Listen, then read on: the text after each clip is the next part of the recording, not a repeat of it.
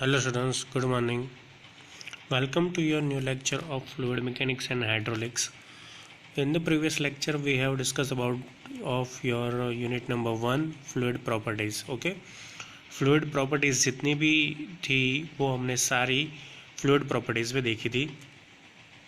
उसके अलावा जो इम्पोर्टेंट प्रॉपर्टीज़ थी जैसे surface tension, capillarity, control volume concept, ये सारी जो मतलब जो बड़ी बड़ी थियरीज थी, मेनिस्कस इफेक्ट की थियरी, तो ये सारी जो थियरीज थी उसके रिगार्डिंग एग्जाम्पल थे, वो भी हमने लास्ट टाइम देखे थे.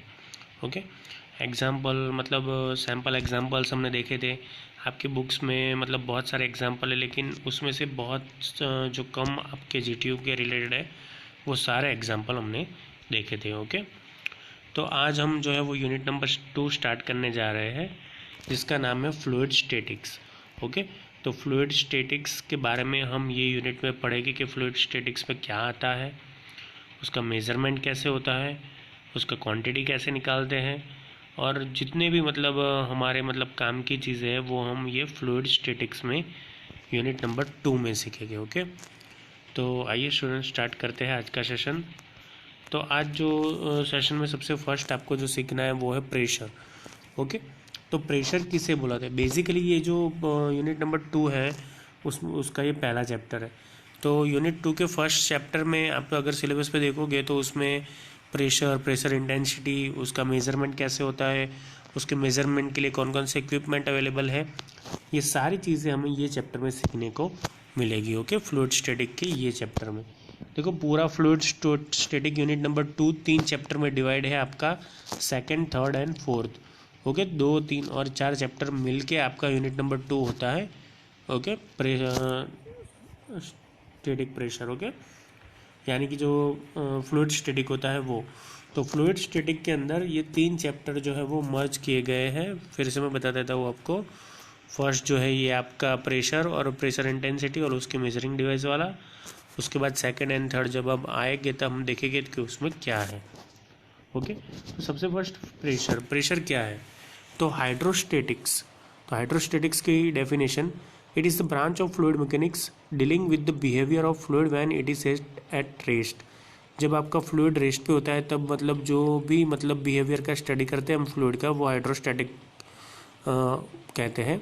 For example water pressure on gates on dam के गेट पे जो वाटर प्रेशर लग रहा है वो, water pressure on sides and bottom of the water tank, sides और बॉटम पे जो मतलब प्रेशर लग रहा है वो. In this chapter we will study the total pressure on a surface and its position in the sense the point where the total pressures act. Okay, यानी total pressure कहाँ पे लगता है वो हम ये चैप्टर में सीखेंगे. It has been observe that the direction of such pressure is always right angles to the surface. Right angle surface के राइट एंगल्स पे होती है ऐसे प्रेशर्स की जो डायरेक्शन होती है ऑन विच इट रेस्ट, यानी जिसके ऊपर वो मतलब रेस्ट करता है उसकी राइट एंगल पे होती है. Whenever a liquid such as water, oil etcetera is filled in a vessel, it exert force on at all point on the sides and bottom of the container. देखो liquid हम कोई भी मतलब vessel में भरेंगे तो उसके चारों साइड वो फिल हो जाएगा और वो पूरी सपाटी पे मतलब जो है वो प्रेशर लगाएगा. ओके, और बॉटम साइड भी मतलब लगाएगा फोर्स. दिस फोर्स पर unit area is called pressure per unit और प्रेशर इंटेंसिटी. ओके, यानी आपका जो लिक्विड है जिस वेसल में हम भरते हैं उसे, उसकी सारी बाउंड्रीज को टच करता है, ये तो आपको पता है. बॉटम को टच करता है और साइड वाली मतलब जो चार बाउंड्रीज होती है उसे भी मतलब टच करता है. जो लिक्विड है वो किसे नहीं टच कर पाता, जो ओपन सरफेस है उसे टच नहीं कर पाता. ओके, क्योंकि वहाँ पे तो खुला ही रहता है. तो एक ये चीज़ है कि उसकी एक ही साइड मतलब खुली हुई होती है, बाकी वो चारों साइड्स पे मतलब वो प्रेशर बनाए रखती है, फोर्स एग्जर्ट करती है. और अगर ये फोर्स हम यूनिट एरिया पे ये फोर्स कितना लग रहा है वो हम जान ले तो हमें प्रेशर इंटेंसिटी डायरेक्टली मिल जाएगी. तो pressure intensity is equal to force upon area. Okay, यानी 1 मीटर स्क्वायर में हम कितना फोर्स प्रोड्यूस करें कि उसमें डिस्प्लेसमेंट हो या तो फिर डिफॉर्मेशन हो या तो फिर मतलब जो भी जैसे भी एरिया हम 1 मीटर स्क्वायर कर देते हैं और उस पर फोर्स लगाते हैं तो वो फोर्स का जो मेजरमेंट होता है उसे हम प्रेशर इंटेंसिटी बुलाते हैं। Okay, P is equal to F upon है, यानी कि force upon area, and the unit is newton per metre और मीटर स्क्वायर और pascal. Direction of this pressure is always at right angles to the surface with which the fluid at rest comes in contact. Okay, अब unit of pressure है kilogram, यानी कि force per centimetre cube in MKS system, in SI system Newton per metre square, and 1 Newton per meter square is equal to 1 Pascal, and 1 bar is equal to 100 kilopascal is equal to 100 kilonewton per meter square is equal to 10 raised to 5 Newton per meter square। ये सारे जो conversion है unit of pressure के वो आपको याद रखने हैं स्टूडेंट्स। ओके, क्योंकि ये सारे वैल्यूज़ जो है वो आपको काम आएगी इन फ्यूचर एग्जाम्पल में। उसके बाद second thing is that pressure head. Pressure head किसे बुलाते हैं? Okay, in a static liquid vertical distance from datum line to the free surface of liquid is known as pressure head. अब pressure head किससे बुलाते हैं? तो जहाँ भी मतलब जिस वेसल में हमने पानी रखा है या ऑयल रखा है उसके बॉटम से लेके उसकी फ्री सरफेस तक अगर हम बीच में एक स्ट्रेट लाइन बनाएं तो ऐसी जो मतलब जो लाइन बनती है या उससे जो बनती है सरफेस उसे हम प्रेशर हेड बुलाते हैं। Consider a vessel containing a liquid as shown in figure. जैसे फिगर में बहता है वैसे मतलब एक वेसल है, उसमें कंटेनर में रखा हुआ है। ओके, वेसल कंटेनर में लिक्विड रखा हुआ है। The liquid will exert pressure on all sides as well as on the bottom of the vessel. तो देखो पानी कहीं भी जगह भरा हुआ है तो मतलब आसपास के साइड्स के भी साइड के ऊपर भी मतलब प्रेशर लगाएगी, फोर्स एक्सर्ट करेगी, और बॉटम के ऊपर भी करेगी। ओके, ये तीनों साइड तो करता ही है कोई भी लिक्विड होता है, लेकिन अगर उससे ज़्यादा मतलब बर्दाश्त के बाद प्रेशर हो जाता है तो वो मतलब ऊपर की सपाटी से भी बाहर निकल सकता है, वेसल से भी बाहर निकल सकता है। Okay, now let a big bottomless cylinder be made to stand in the liquid as shown in figure. जैसे लिक्विड में मतलब एक हमें बॉटमलेस सिलेंडर चाहिए लिक्विड में रखने के लिए। ओके, अब मैं आपको फिगर दिखा देता हूँ ताकि आपको ज़्यादा क्लियर हो। हमें एक ऐसा वेसल चाहिए, उसमें पानी भरा हुआ है और हमें दोनों साइड से खुली हो ऐसी एक ट्यूब चाहिए, उसे हम बॉटमलेस सिलेंडर बोलेंगे। तो बॉटमलेस सिलेंडर हमें इसमें अंदर एंटर करना है। Okay,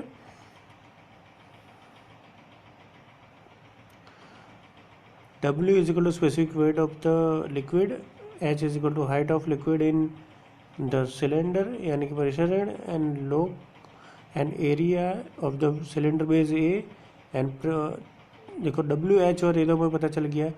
therefore pressure on the cylinder base is equal to weight of liquid in the cylinder. Cylinder में कितना मतलब लिक्विड है उसका weight upon area of the cylinder base. Okay, तो अब देखो weight is equal to volume into destination, तो हमारा इंटू डेंसिटी। तो वॉल्यूम जो है वो हमारा h इंटू ए जितना है ये इक्वेशन में, एंड डेंसिटी हमारी w है। तो टोटल जो वेट हो गया वो w इंटू एच इंटू ए, क्योंकि हमारा सिलेंडर जो है वो ए एरिया का है यानी कि एरिया ए, एंड जो मतलब आप देख रहे हो यहाँ पे h जो आपको बताया है height of liquid in the cylinder, तो वो ये है। ओके, तो area of cylinder and height of cylinder multiplied by w, that is called weight of liquid in the cylinder. WH upon A cancel out, तो P is equal to W into H. Okay, यानी P की value W into H जितनी हो गई। देखो ये second आपको समझाने के लिए लिखा है कि बॉटमलेस सिलेंडर है। Okay, if S is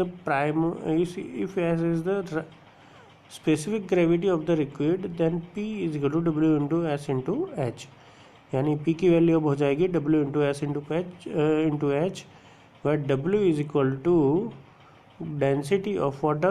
We also know that W is equal to rho into G. हमें पता है कि W is equal to rho into G होता है।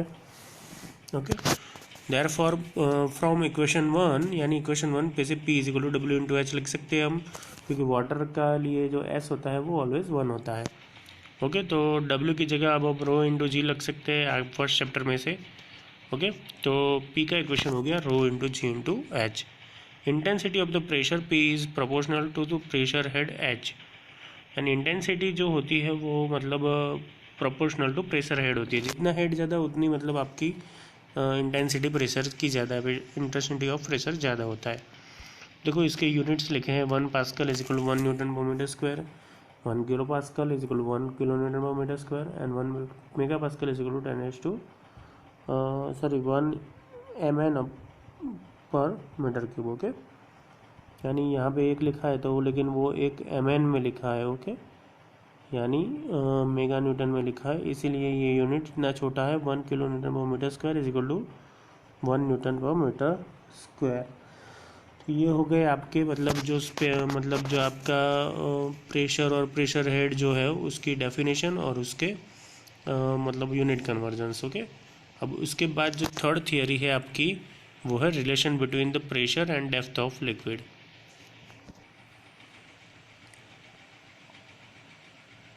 उसके बाद जो थर्ड है वो है relation between pressure and depth of liquid. Depth of liquid और उसके बीच में क्या रिलेशन है वो हम देखेंगे ये थियरी में। ओके, तो relation between pressure and depth of liquid. Pressure of liquid per unit area is called intensity of pressure. Intensity of pressure force upon area होता है, P is equal to P upon A. Consider a water tank filled with water up to a depth H as shown in figure below. Okay, जैसे figure में आपको दिखा है वैसे आपको एक वाटर टैंक है जिसे फिल करना है, उसकी डेप्थ H रखनी है हमें। तो total pressure on the bottom side of the tank, यानी कि bottom side of the tank कितना प्रेशर होगा, वो होगा P is equal to W into H into H इतना। ओके, तो यहाँ पे जो W है वो स्पेसिफिक वेट ऑफ लिक्विड है, H है जो डेप्थ ऑफ लिक्विड है, A is equal to area of base और tank. Pressure on the wall of the tank will be different at different depth. देखो अलग अलग डेप्थ पे जो मतलब आपका प्रेशर होगा टैंक की वॉल पे वो अलग अलग होगा। एट द फ्री सरफेस, यानी कि फ्री सरफेस पे H इज इक्वल टू 0 रहता है। ओके, तो प्रेशर इंटेंसिटी भी 0 होगी। And at the bottom of the tank intensity of pressure, यानी कि pressure intensity will be maximum. Pressure intensity on the wall at bottom P is equal to W into H जितना रहेगा। Okay, देखो मैं यहाँ पे आपको डायग्राम दिखाता हूँ। Hydrostatic pressure on the bottom side of the tank, ये पूरी सपोज फ्रेंड्स एक मतलब टैंक है जिसको हमने फ्री कर दिया है, ये आपकी फ्री सरफेस है। देखो वाटर की जो फ्री सरफेस है उसे दिखाने के लिए ऐसे उल्टे ट्रायंगल का यूज़ होता है। आप ऐसे मतलब पानी दिखा के ऊपर ऐसे करते हो तो ये फ्री सरफेस हो जाता है। ओके, देखो ये जो डेप्थ है वो H है, यहाँ तक जो है वो फ्लूइड मतलब पूरा भरा हुआ है। तो अब देखो यहाँ पे H जो है यहाँ से लेके यहाँ तक डेप्थ उसकी H है, यानी ये पॉइंट पे क्या होगा, H इज इक्वल टू 0 होगा, तो प्रेशर पे 0 होगा। बीच में अगर कहीं आप देखें तो भी मतलब प्रेशर जितना होगा उतना यहाँ पे प्रेशर दिखाई देगा। और जो बॉटम है, बॉटम पे क्या होगा कि जो आपकी जो डेप्थ है यानी कि टोटल हाइट जो है वो H जितनी हो जाएगी। ओके, 0 से स्टार्ट करके H जितनी हो जाएगी। तो अब जो ये डायग्राम बनाएंगे वो ऐसे ट्रायंगुलर शेप में बनेगा कि जिसमें प्रेशर इंटेंसिटी बढ़ती जाएगी जैसे जैसे डेप्थ बढ़ती जाएगी। ओके, और ये जो इंटेंसिटी ऑफ प्रेशर है उसका जो मतलब सेंटर होता है वो H/3 पे होता है, बॉटम से स्टार्ट करके H/3 पे होता है। ओके, तो टोटल प्रेशर अगर हमें फाइंड करना है तो area of pressure triangle is equal to 1/2 W into H into H। अब देखो ये ट्राइंगल बना, उसका जो एरिया निकलता है वो कैसे निकलता है, 1/2 बेस इंटू हाइट। तो जो बेस हमारा है वो W इंटू H है और जो हाइट है वो है H। क्योंकि यहाँ पे देखो ये बेस जो है वो किससे बनता है, W, यानी कि जो वाटर जो होता है उसका जो डेंसिटी होता है वो इंटू H और इंटू H, यानी कि pressure is equal to 1/2 WH square. This pressure will act at a height H/3 from the base of triangle. Base of triangle से ये जो प्रेशर है वो H/3 हाइट पे लगता है और उसकी जो इंटेंसिटी है P is equal to 1/2 WH square. Okay, इतना प्रेशर इंटेंसिटी में होता है। उसके बाद जो इम्पोर्टेंट टॉपिक है फ्रेंड्स वो आपको देखना है हाइड्रोस्टैटिक पैराडॉक्स। पैराडॉक्स किसे बोलते हैं हाइड्रोस्टैटिक वो हम देखेंगे। तो pressure at a point in a fluid is given by P is equal to rho into G into H।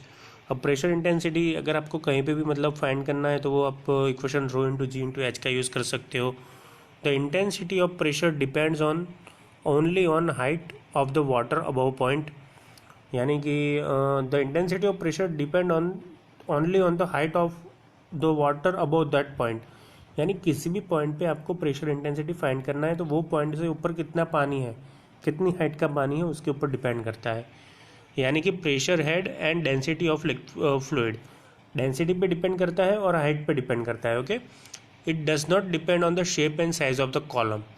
ये मतलब जो शेप एंड साइज होता है वेसल का या तो फिर दूसरी कोई कॉलम का, उसके ऊपर डिपेंड नहीं करता है। ओके, जैसे कि आप एरिया ए यहाँ पे देखो, हाइड्रोस्टैटिक पैराडॉक्स पे आपको दिखाया है, यहाँ पे फ्री सरफेस यहाँ पे है और एच यहाँ पे है, यहाँ पे भी टोटल हाइट है और यहाँ पे भी टोटल हाइट है। अब देखो ये तीनों की मतलब जो है वो डिफरेंट है, मतलब उसका शेप डिफरेंट है, लेकिन height H is equal to तीनों में सेम है, H1 H2 H3 तीनों में सेम है, जो कि एच जितना है। तो आपका जो प्रेशर होगा वो रो इंटू जी इंटू एच जितना ही होगा। फिर ये शेप के ऊपर डिपेंड नहीं करता है कि कौन से वेसल में आप उसके भर रहे हो। Okay, consider 3 different vessels filled with same liquid up to same height of column H and have the same area A at the bottom। देखो बॉटम का एरिया जो है वो तीनों का सेम है, यहाँ पे और यहाँ पे, और ये हाइट है वो सेम है। ओके, लिक्विड जो अंदर मैंने भरा है वो भी सेम है। ओके, तो as per hydrostatic law the same unit pressure would be exerted against the bottom of the vessel since each vessel has the same area A at the bottom। मतलब सारी जो वेसल्स है, vessel number 1 2 and 3, उसमें जो base का area है वो area A जो है वो तीनों में इक्वल है। तो प्रेशर ऑफ फोर्स जो प्रोड्यूस होगा पी इंटू ई जितना, वो भी तीनों में सेम होगा क्योंकि एरिया सेम है। On the base of each vessel would be same. This is independent of the fact that the weight of water in each vessel is different. देखो अब इसमें ये कितना वेट का वाटर है उससे मतलब पूरा इंडिपेंडेंट है, and this situation is referred to as a hydrostatic paradox.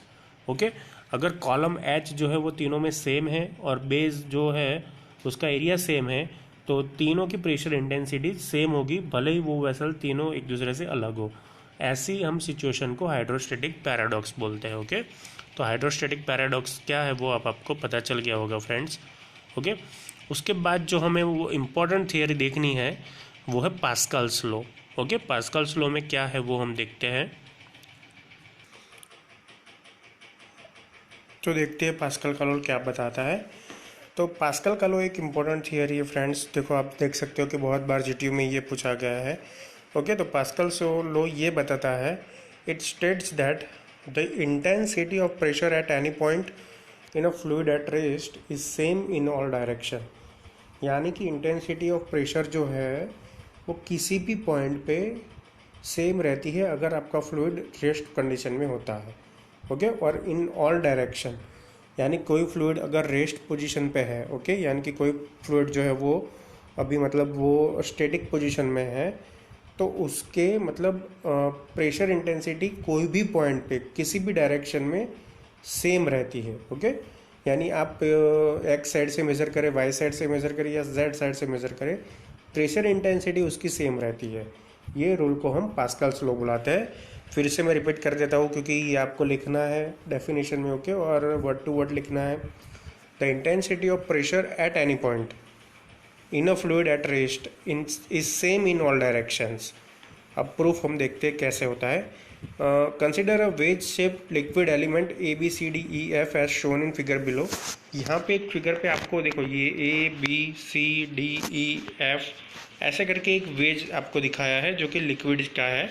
Okay, P1 is equal to intensity of vertical pressure on the element of the liquid. P1 जो है वो वर्टिकल प्रेशर है, P2 जो है वो intensity of horizontal pressure on the element of liquid. यहाँ पे liquid पे हॉरिजॉन्टल प्रेशर लग रहा है। एंड P3 जो है वो है intensity of pressure on the diagonal of the any element of the liquid. यानी कि P1 vertical, P2 horizontal and P3 diagonal scale पे मतलब लग रहा है उस पर pressure. Okay, now we know that pressure intensity is equal to total pressure upon area. Pressure intensity क्या होता है? टोटल प्रेशर अपॉन एरिया होता है। तो P is equal to small p is equal to P upon A, where P is equal to pressure and small p is equal to pressure intensity and A is equal to area. Therefore capital P यानी कि total pressure is equal to pressure intensity into area. Okay, तो अब इसके हिसाब से हम लिखें तो ऐसा होगा कि pressure intensity P1 into AB into DS। अब ये जो क्या है वो लिखा मैं बता देता हूँ। सपोज ये ABNC हम ले रहे हैं। ओके, और यहाँ पे थीटा जितना एंगल है, तो अगर मैं यहाँ पे sin थीटा करूँगा तो वो कितना होगा? BC अपॉन AC होगा। ये BC और ये डायगनल मेरा AC, okay. Therefore BC is equal to AC into sine theta, and cos theta में लूँगा तो AB अपन AC होगा, जो कि होगा AB is equal to AC cos theta. तो मतलब जो मेरी BC साइड है उसमें मैं AC इंटू साइन थीटा लिख सकता हूँ, और AB साइन है उसमें मैं AC इंटू कॉस थीटा लिख सकता हूँ, ओके। तो total pressure on the face ABEF, अब देखो ABEF, ABE एंड F, तो उसमें टोटल प्रेशर कितना होगा, तो उसकी pressure intensity P1 into AB into DS, okay. वैसे ही टोटल मतलब जो प्रेशर टू साइड का जो फेज है BCD, उसमें प्रेशर टोटल प्रेशर कितना होगा P2 into BC into DS जितना होगा, and total pressure on the face ACDF यानी प्रेशर 3 पे P3 into AC into DS। Resolving the forces horizontally यानी कि WH is equal to sigma H is equal to अगर हम zero करें तो जो हॉरिजॉन्टल वाले हैं यानी कि P2, अब देखो P3 जो है उसके दो कंपोनेंट पड़ गए, एक हॉरिजॉन्टल एक जो है वो मतलब एक जो है वर्टिकल एक और हॉरिजॉन्टल। तो जो P3 वाला है वो दोनों में आएगा, हॉरिजॉन्टल वर्टिकल दोनों में आएगा। तो sigma H is equal to zero. अब H वाला कौन सा था आपका, हॉरिजॉन्टल P2 वाला, तो P2 into BC into DS is equal to P3 into AC into DS into sine theta, क्योंकि उसका साइन कंपोनेंट आएगा हॉरिजॉन्टल में, और यहाँ पे वर्टिकल में आप देखोगे तो P3 का कॉस कंपोनेंट आएगा, वो दोनों सेम होने चाहिए। तो अभी अब देखो BC की जगह पे हम क्या लिख सकते हैं, AC इंटू साइन थीटा लिख सकते हैं। देखो यहाँ पे AC है, साइन थीटा है, तो BC लिख सकते हैं, ओके। तो ये दोनों इक्वल हो गए, P2 into BC is equal to P3 into BC, that means कि P2 is equal to P3। And वैसे ही रिजॉल्विंग द फोर्सेज वर्टिकली, यानी वर्टिकल फोर्सेज को अगर हम जीरो करते हैं तो वो फ्लूइड स्टेटिक रहेगा, ओके। तो P1 into AB into DS is equal to P3 into AC into DS into cos theta, क्योंकि यहाँ पे कॉस थीटा उसका हॉरिजॉन्टल मेंबर आएगा इसीलिए, ओके। जो वर्टिकली फोर्स है, जो फोर्स है उसका वर्टिकल मेंबर, उसे हम कॉस थीटा से डिनोट करते हैं। तो P1 into AB is equal to P3 into AC into cos theta, okay. तो अब हमें पता है कि AC into cos theta is equal to क्या है, AB है, तो यहाँ पे AB भी कैंसिल आउट हो जाएगा और हो जाएगा P1 is equal to P3। तो अब आप इक्वेशन नंबर 1 और 2 देखो, P1 is equal to P3 and P3 is equal to P2। तो अगर ये दोनों इक्वेशंस को हम मतलब मिला दे तो क्या हो जाएगा, P1 is equal to P2 is equal to P3, यानी कि thus the intensity of pressure at any point in a fluid at rest is same in all direction। अगर कोई फ्लूइड रेस्ट पे है तो intensity at any point in is same in all direction. अगर आप कोई भी डायरेक्शन में से उस पर प्रेशर लगाते हो तो प्रेशर इंटेंसिटी सेम रहती है। ऐसा नहीं कि आप हॉरिजॉन्टल से लगाओगे तो प्रेशर अलग आएगा, वर्टिकल से लगाओगे तो प्रेशर अलग आएगा फ्लूइड पे, ओके। और इंक्लाइंड पोजीशन पे लगाते हो तो भी प्रेशर अलग आएगा, ऐसा नहीं होगा। तीनों साइड से प्रेशर सेम आएंगे क्योंकि वो फ्लूइड मोशन में नहीं है, ओके। जब आपका फ्लूइड, फिर से रिपीट कर देता हूँ, जब आपका फ्लूइड रेस्ट कंडीशन में होता है तब वो फ्लूइड में से कोई भी पार्टिकल को आप पकड़ो, उसके ऊपर किसी भी डायरेक्शन से आप प्रेशर लगाओ तो वो प्रेशर तीनों डायरेक्शन में सेम आएगा। चौथी डायरेक्शन आई थिंक है नहीं, क्योंकि एक हॉरिजॉन्टल, एक वर्टिकल और एक इंक्लाइंड, ओके। यानी तीनों डायरेक्शन में प्रेशर इंटेंसिटी जो है वो सेम आएगी। P1 is equal to P2 is equal to P3, उसे हम पास्कल्स लॉ बुलाते हैं और ये उसका प्रूफ है। आपको प्रूफ भी याद करना है, डेफिनेशन भी याद करना है, फिगर्स भी याद रखने हैं इसके पास्कल्स लॉ के, क्योंकि ये मोस्ट टाइम पे क्वेश्चन है ये चैप्टर का। Application of the Pascal's law की एप्लीकेशन देख लेते हैं। इन मेजरमेंट सिस्टम या manometer, pressure gauge etcetera, pressure measuring जो डिवाइस होती है उसमें मतलब काम आता है ये law. In machines such as hydraulic press, hydraulic ram, hydraulic jack, hydraulic lift etcetera. Third one is hydraulic brakes in vehicle, hydraulic brake में भी काम आता है ये लॉ पास्कल का। And used in artesian wall, water tower and dams. तो ये सारे के कंस्ट्रक्शन के लिए भी पास्कल्स लॉ जो है वो यूज़ होते हैं फ्लूइड के, ओके। तो आज के लिए यहाँ तक फ्रेंड्स, नेक्स्ट लेक्चर में हम इसके आगे के टॉपिक्स देखेंगे कि क्या है। Students, thank you for watching and keep watching for updating videos of fluid mechanics and hydraulics. Thank you.